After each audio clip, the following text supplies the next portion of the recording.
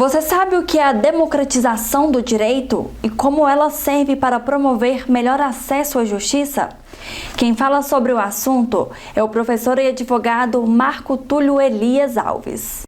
Boa noite, Ellen. Nós estamos recebendo hoje aqui no Jornal da TV Noroeste o advogado Marcos Túlio Elias Alves. Ele é advogado e escreveu o livro Primeiros Passos para Entender a História do Direito. Doutor Marcos, boa noite, muito prazer em receber o senhor aqui no Jornal da TV Noroeste. Boa noite, Beatriz, um abraço para toda a nossa audiência. Então, quero começar com o senhor tentando entender quais são esses primeiros passos que a gente precisa para conhecer melhor o direito. Nós estamos vivendo numa era com as informações muito aceleradas.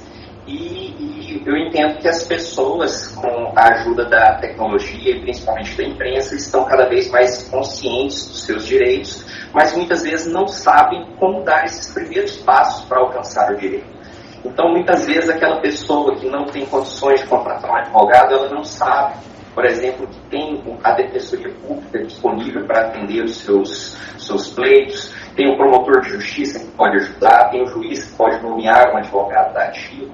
Então, todos esses meios de se alcançar a justiça são os primeiros passos para entender como esse direito será aplicado na prática, na vida das pessoas. E como a gente descobre se pode ou não entrar na justiça? Quando é que eu vou saber? Esse é um direito meu, eu posso entrar na justiça? A minha recomendação é que sempre se fale com o advogado. Ele vai ser a melhor pessoa para orientar na decisão de entrar ou não na justiça, ou se existem outros métodos alternativos para resolver aquela questão. E na falta de condições para se falar com o advogado, procurar a Defensoria Pública da cidade, procurar o Ministério Público, o promotor de justiça e até o juiz mesmo da cidade. Ele pode nomear um advogado ativo para aquelas pessoas que não têm condições de contratar um advogado e receber a orientação adequada para tomar a decisão de entrar ou não na justiça para resolver um pleito. Doutor Marcos, às vezes a gente fica na dúvida se é ou não, se a população, se a gente, pessoa comum, é acessível ao juiz. O senhor disse que a gente pode procurar o juiz. A gente tem esse direito?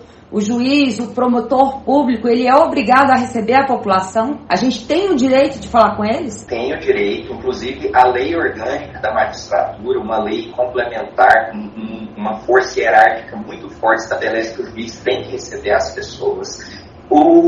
A lei é até um pouco radical, diz que pode receber que deve receber sem agendamento de horário, sem nenhuma formalidade, mas na prática é bom que se tente agendar, tente conversar, porque o juiz ele também é uma pessoa muito ocupada. Ele vai estar fazendo as suas audiências, vai estar despachando os seus processos, sentenciando os casos. Então é sempre bom que tente agendar, mas na dificuldade do agendamento pode comparecer ao fórum, pedir para falar com ele, que com certeza ele vai recebê-los com o maior carinho. Pelo menos eu, particularmente, não tenho tido dificuldades para falar com os juízes, para tratar dos casos. Sim, mas aí o senhor está dizendo como advogado, eu digo o público, nós civis, nós temos também esse direito? Tem esse direito e a lei ela não faz distinção. O juiz ele tem que receber as partes da mesma forma que receberia o advogado. Ah, sim, entendi.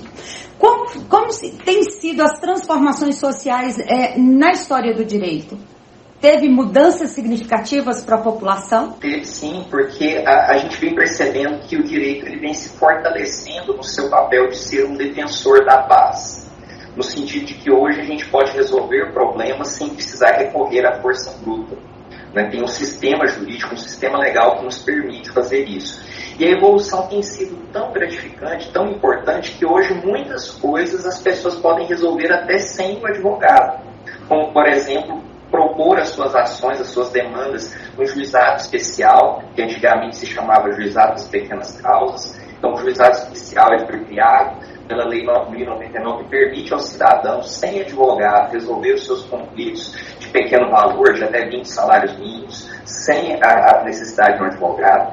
O cidadão comum ele pode, inclusive, fazer um pedido de habeas corpus sem o advogado. Agora, é claro que com o advogado as coisas ficam um pouco mais fáceis. As portas se abrem melhor.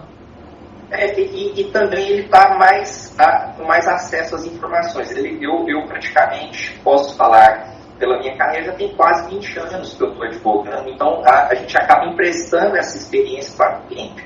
Mas o cliente ele pode resolver algumas coisas de pequeno valor sem o advogado, num juizado especial, fazer um habeas corpus, até mesmo na justiça do trabalho ele pode pedir os seus direitos sem a presença do advogado. Então, essas mudanças que a legislação vem fazendo para democratizar o acesso à justiça estão sendo importantes, têm um impacto social, porque muitas pessoas vão ter como barreira para o acesso à justiça a questão econômica, e quando ela pode por si só pleitear os seus direitos, é uma barreira a menos para ela vencer, para ter acesso ao judiciário. Doutor, em casos em que acontece de ter um mandado de preliminar ou uma citação de um réu, geralmente o oficial de justiça ele vai. Se ele não encontrar, por que eu tenho que pagar de novo para ele ir novamente encontrar a pessoa?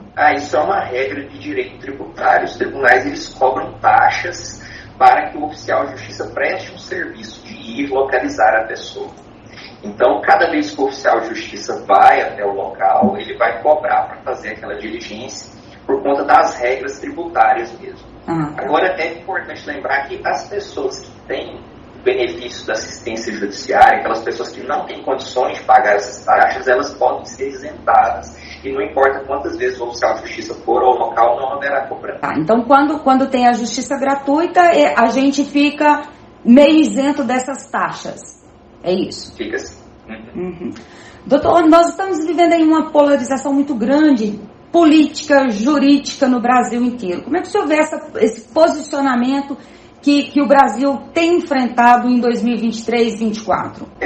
O Brasil está num sistema que eu vou colocar fora dos livros. Porque, teoricamente, nós estaríamos num sistema positivista, onde a lei está escrita, todo mundo deveria ler a lei e ter uma interpretação similar. Mas nós estamos vivendo um momento jurídico muito parecido com as religiões, que cada um tira a sua própria interpretação da Bíblia ou dos livros sagrados para criar as suas convicções. E no direito nós estamos vivendo um momento similar. Então, apesar de termos leis escritas no direito positivado, estão surgindo interpretações cada vez mais diferentes, cada vez mais difíceis de chegar àquela conclusão que se desvirtua muito o direito positivo. E eu posso dizer com segurança que entre os países democráticos, o Brasil aqui está enfrentando esse problema com maior gravidade, porque vivemos uma situação que nem mesmo os próprios juízes têm uniformidade ao interpretar a lei. Para você ter ideia, Beatriz, eu já tive situações onde eu entrei com duas ações idênticas e o mesmo juiz julgou as duas de formas diferentes. Então, não há uniformidade nem mesmo entre os juízes na hora de decidir. Isso causa uma certa incerteza, uma certa insegurança. Porque as pessoas não conseguem antecipar os resultados de uma demanda judicial com um mínimo de critério. Eu costumo dizer aos meus clientes que o resultado de uma ação vai depender 90% de trabalho duro e 10% de sorte. Nós ainda vamos depender de encontrar juízes que interpretem a norma da forma que nós estamos interpretando. Isso, ao meu ver, é perigoso, abre caminho para que decisões sejam cada vez mais abusivas, porque estão desligadas, desconectadas da legislação. Isso é um precedente perigoso e acaba por desvirtuar o próprio direito positivo, onde a ideia é ter a lei escrita para que todos saibam o que é certo e o que é errado e possam fazer a sua parte. Então, como as leis vêm sendo interpretadas de uma forma muito diferente, mesmo as pessoas que querem fazer as coisas certas, em algum determinado momento, podem ter os seus atos interpretados como algo que viola a lei e serem punidos. Parece que é assim, a lei não é para todos. Infelizmente, nós estamos vivendo um momento em que isso é mais verdade do que nunca. Eu até estou chegando à conclusão que, na verdade, não é o que se faz, é quem se faz. Porque a interpretação da lei vai ser diferente para determinadas pessoas. E aí, nesse ponto, eu chamo a atenção dos nossos telespectadores para que sempre tomem decisões jurídicas assistidas por um advogado, por um defensor público, porque Porque ainda assim, com essa ajuda, pode ter dificuldade no futuro. Então, sem ajuda, a possibilidade de ter problemas é muito maior. Então, se tiver que tomar uma decisão, decisões simples, como escolher o regime de casamento, converse com o advogado, escolha o regime que melhor se encaixa para a realidade da pessoa, as formas de planejar uma sucessão, de fazer um testamento, as coisas do nosso dia a dia mesmo. Acaba que, se tiver 5 minutos com o advogado, evita um problema enorme no futuro. E hoje existem ferramentas tecnológicas que aproximam as pessoas dos advogados, até de uma forma online mesmo. Existem plataformas, aplicativos, onde a pessoa pode mandar uma pergunta para um advogado gratuitamente, e isso ajudá-lo a tomar decisões acertadas na sua vida. O senhor tem 20 anos de carreira, já escreveu aí vários livros, o último deles é os Entendendo, né? Primeiros Passos para Entender a História do Direito. E, pelo que eu vi nas redes do senhor, o senhor também presta aí um atendimento online, é especialista em várias áreas. A gente acha que o direito é só o criminal, mas, pelo que o senhor disse, o direito se encaixa, a lei se encaixa no casamento, no testamento, tudo a lei está presente. Em tudo. Eu até sou um defensor que nós deveríamos ter disciplinas de direito constitucional e direitos humanos na escola.